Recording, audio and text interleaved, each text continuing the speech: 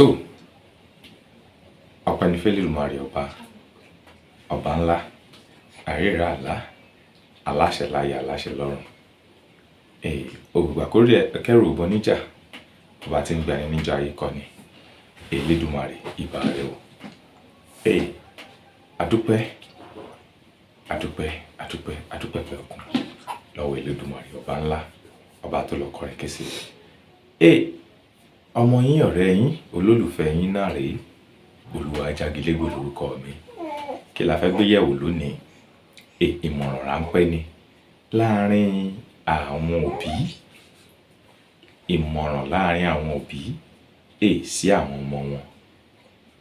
Mo rí nǹkan kan ní orí íńtánẹ́ẹ̀tì ní ọ̀sán òní gẹ́gẹ́ bí àwọn adẹ́rìnpòṣónú wọ́n fi sọ̀rọ̀, wọ́n fi ẹ̀fẹ̀ ní lóòótọ́ àmọ́ ọgbọ́n wà nínú rẹ̀.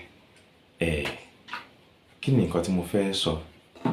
Òbí, gbogbo nǹkan kí nǹkan yóò tí ẹ bá ń sọ fún ọmọ yín ìpè má ṣe léyìí, ṣe léyìí, má ṣe léyìí, yẹra fún eléyìí, má parọ́, má jalè, má sọ̀kòbó. Ǹjẹ́ àwa òbí gan-an, ǹjẹ́ àwa gan-an ń pa gbogbo àwọn òfin yìí mọ́? Àwọn òfin tá à ń sọ fún àwọn ọmọ kéékèèké pé ẹ má ṣe, ẹ má tọrọ nǹkan, ẹ má gba nǹkan jẹ, ẹ ṣọ́ra yín, ẹ mọ bí tẹ́ ẹ máa rìn sí. Ṣé àwa òbí gan-an ṣe? Ṣá ń pa àwọn òfin yẹn mọ́? Ṣé òbí tó sọ fún ọmọ kékeré kó má jalè, kó má purọ́, kó má jalè, ṣé ń ṣe pé òbí yẹn gangan ní fi báírò yí owó ní ibi iṣẹ́ tó ti ń ṣiṣẹ́? Mo mú fọ́nrán kékeré kan wá, mo dẹ̀ fẹ́ kẹ́yìn náà ká jọ fi òye wò ó. Lóòótọ́ fọ́nrán tó panilẹ́rìn ni, mo fẹ́ jẹ́ kí àjọ wò. Ẹ wo nínú fídíò yìí, ẹni tá ń wò nínú fídíò yìí adẹ́rìnpòṣónú ni tí wọ́n máa ń pè ní Sabinus. Òun rèé, ẹ wò. New life. New year. New life. You see this new year will enter. Trouble, problem, issues, wahala. Avoid it. All the trouble at 2022. If you see jollof rice, will not be your own liver. If jollof rice, you can't do. Waiting the no call, you no go. If you see trouble here, follow here. If you see trouble here, follow here. Issue will not be your own, no put your mouth. Person see for road, carry food, give you, make it job.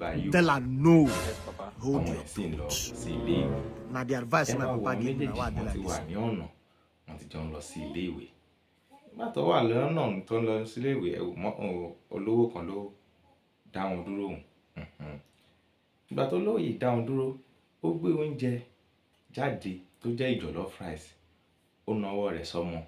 Gẹ́gẹ́ bí ọ̀rọ̀ tí bàbá ti sọ fún ọmọ. Ọmọ sọ wípé rárá, òun ò lè gba oúnjẹ yìí lọ́wọ́ yín, wípé bàbá òun ti sọ pé kóun má gba oúnjẹ jẹ ní ọwọ́ ará àta. Ẹ wá wo bàbá tó ṣe òfin, tó sọ òfin fún ọmọ pé má gba oúnjẹ jẹ lé ọwọ́ ará àta o. Bàbá wa tẹ́wọ́ gba oúnjẹ. Ẹ wo nǹkan tí bàbá dì. Love, there's no harm in jollof. You collect it first. Papa. Bẹ́ẹ̀ ni ọ̀rọ̀ wọn ẹlòmíì ṣe rí. Nǹkan tẹ́ ń sọ fún ọmọ kékeré, tẹ́ ń sọ fún ọmọ yín, má ṣe léyìí, má ṣe léyìí. Ṣé ń ṣe pé ẹ̀yin gangan ni olórí ẹ̀ṣẹ̀ náà? Papa, they say new life. You never still change this your old life. Just 2nd of January, they don't turn you to foul. Tí ò dá láwùjọ, ó bẹ̀rẹ̀ láti orí àwọn òbí títí dé àwọn ọmọ.